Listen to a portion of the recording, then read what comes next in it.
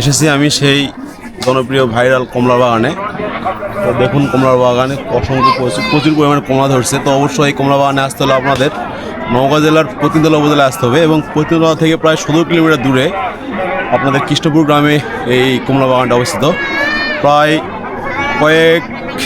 10 বিঘা উপর জমির উপর নির্মিত, মানে আবাদ করছে এই কমলা বাগান মালিক। আর এখানে একটা কমলা খেলাম মালিককে বলেই, অত্যন্ত সুমিষ্টি ফল যা বলার বাইরে, এবং প্রতি কেজি বেচতেছে তারা 150 টাকা কেজি, এবং অত্যন্ত ফুল মানে সুন্দর একটা মানে মিষ্টি যা বলার বাইরে।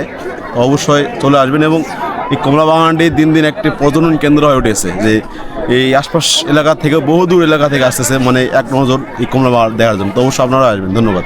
যাওয়ার পথে যে এতটা দুর্ভোগ যে পুরো রাস্তা জ্যাম ধরে গেছে, এতটা লোক আসছে মানে এই কমলা বাগান দেখার জন্য। দেখুন পুরো রাস্তা জ্যাম ধরে গেছে, এই যে পুরো রাস্তা আপনারা হয়তো আসলে দেখতে পারবেন, যাওয়া যাচ্ছে না, এবং রাস্তা কাঁচা হওয়ার জন্য আরও অসুবিধা। দেখুন একদম মানে প্রত্যন্ত অঞ্চলে যে এরকম একটা বাগান তৈরি করছে বাগান মালিক, যা আমাদের পুরো একটা নওগাঁ জেলায় একটা আলোড়ন সৃষ্টি হয়ে গেছে, যে আমাদের জেলাতে এরকম একটা বিশাল একটা কমলা বাগান আমরা দেখতে পারবো এবং কিনতে পারবো এবং খেতে পারবো।